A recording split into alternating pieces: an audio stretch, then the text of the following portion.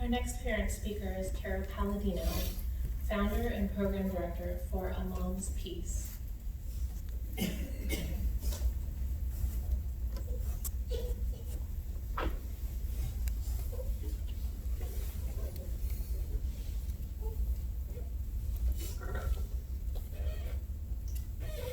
you for the introduction and to the Fairfax Perinatal Loss Committee for the invitation. I'm honored to be here. Like you, I'm a bereaved parent, and my story begins in early June of 2014.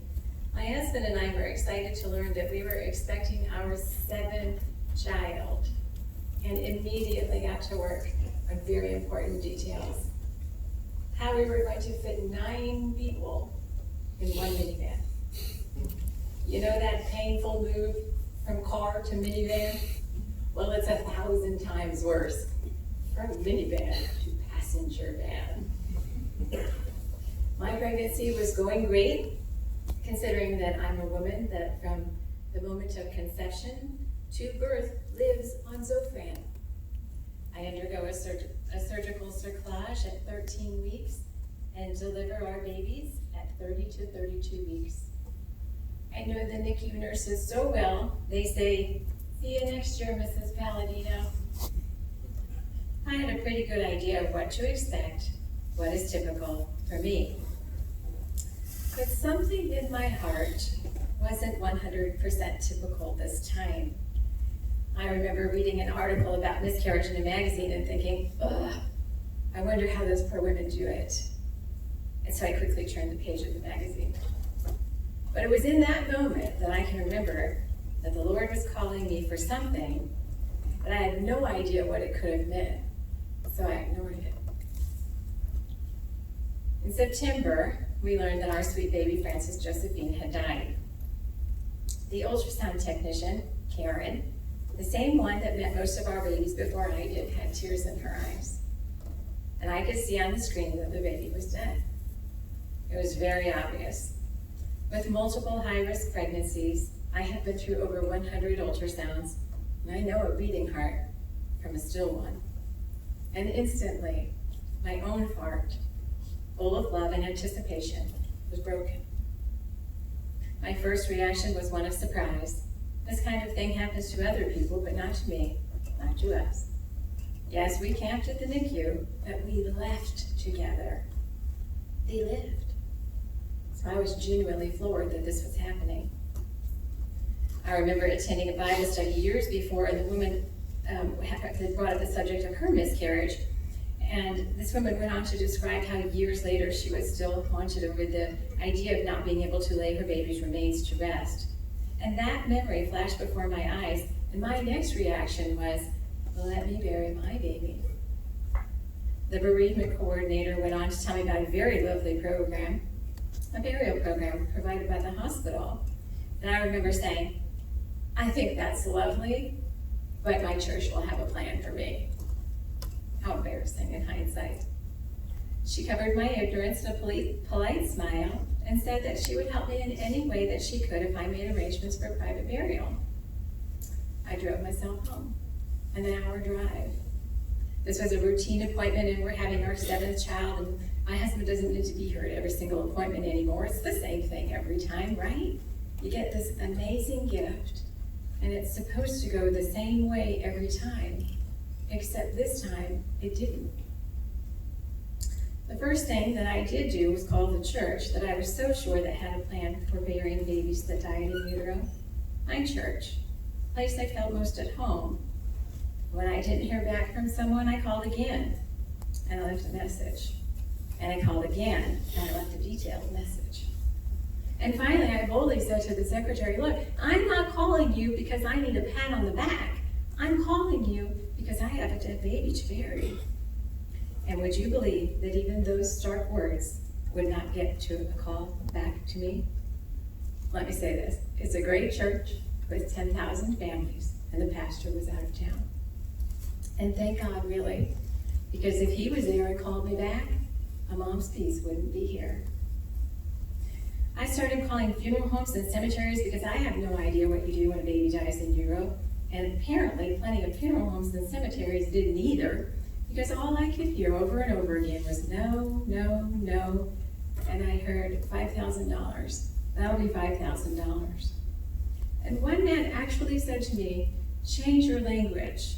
When you're calling people, don't say baby, they're confused. Just say that you have some tissue and per your religion you want to bury it. And I couldn't believe what was happening. It's now very clear to me what God has called me to do. I need to find the person who has started a burial program for babies that die in utero, only to find that there isn't one, and someone needed to start a burial program.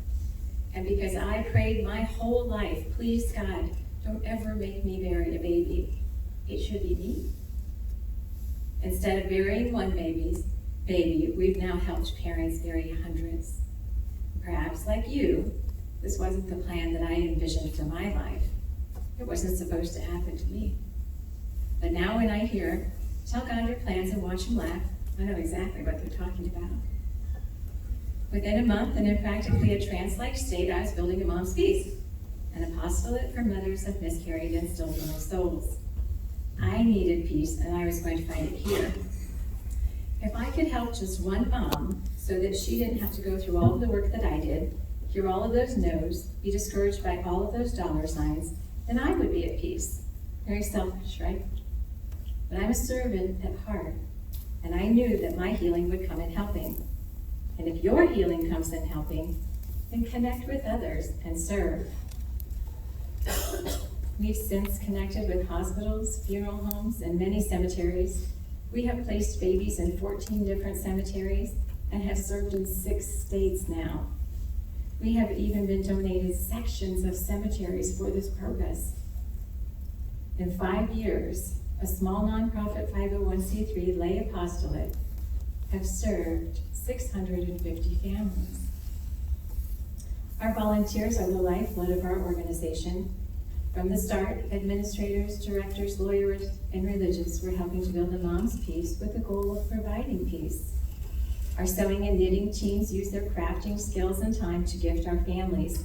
Our babies are interred in hand-sewn gowns with handmade blankets. We have a local casket maker that handcrafts these caskets in every size during prayer, and they are gifted from family to family. No one ever purchases a casket. We also send caskets every month to families in need at no charge. We do the same for our grave markers, sending them all over the country. We are blessed with a volunteer deacon for spiritual guidance. He helps us to remember that our God is the God of healing and that he loves us in and through our grief. People ask me all the time, how do you do this all the time? Well, I believe if I don't get up and do a good job every single day, I'll never see my babies again. Eternal reward is an incredible motivator, and I long to be reunited with my children one day. Deacon and our dedicated prayer volunteers faithfully lift up our families in prayer, which is truly a priceless gift. Many of our volunteers have endured a loss themselves and find healing and hope in easing the burden of families going through a loss. This help builds a beautiful and symbiotic community that helps both grieving parents and those who lift up them in pain. We are also blessed with a volunteer doctor of psychology for our mental health. She lost twins herself a couple of years ago and recognized a great void in grief counseling for families who experience this kind of loss. Through her guidance, we empower mothers and fathers not to bury their big emotions, but to feel them fully and completely and provide opportunities to heal through serving as volunteers. She's also taught me that there's no right or wrong in grief, and some mourn not at all and others more deeply. Some hide it away. But I could not delay the opportunity to heal my broken heart. I wanted to be supportive for another mom. It became unimaginable to me that someone should have to endure these logistics. Dr. Heisman has also taught me that self-care is important.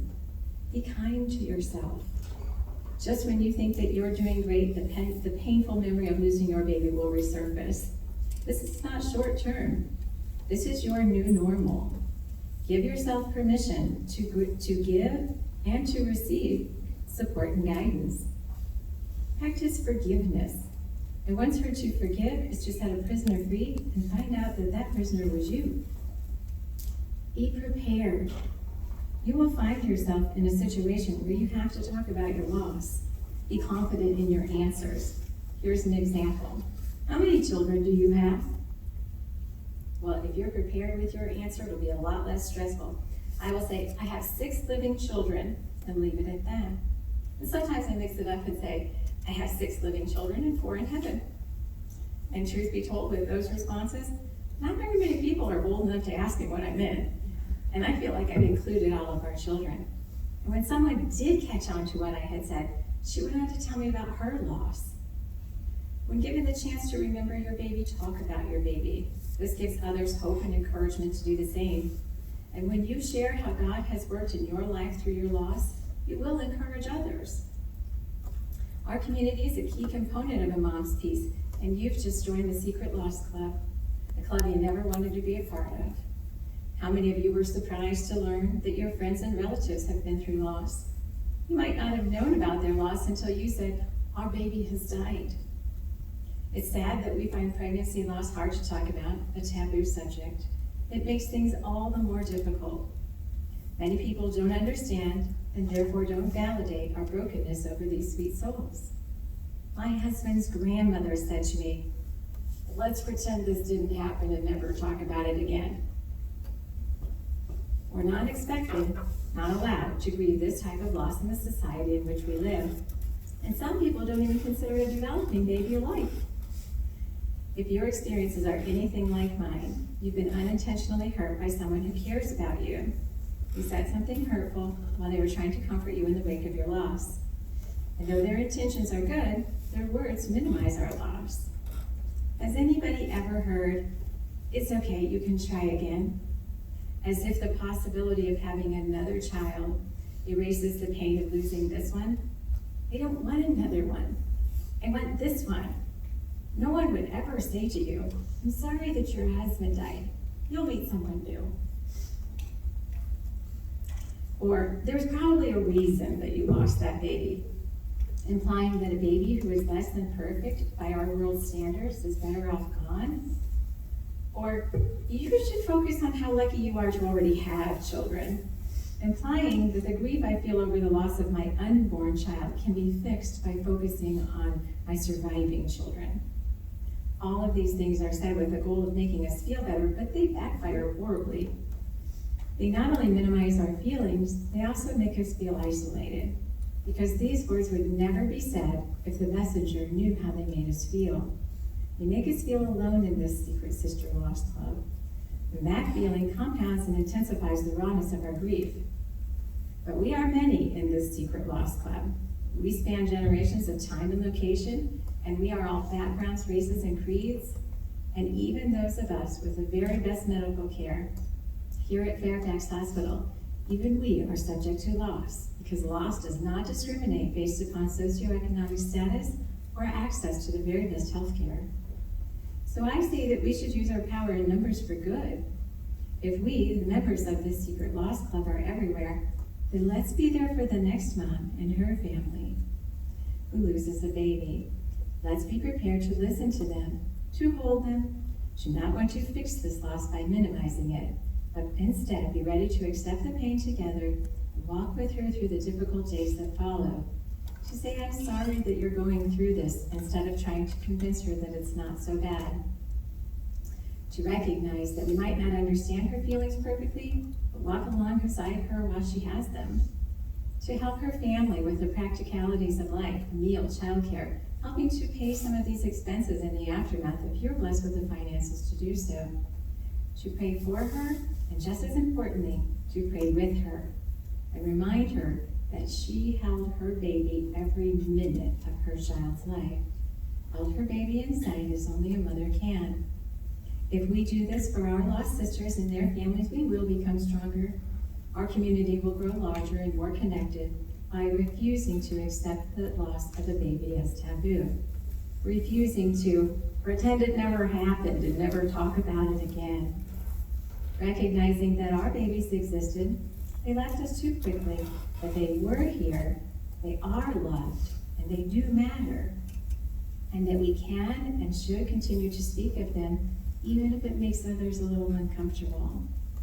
We will build each other up, and together in the process, we will strengthen the safety net for the next mom who will face the loss of her child. Thank you.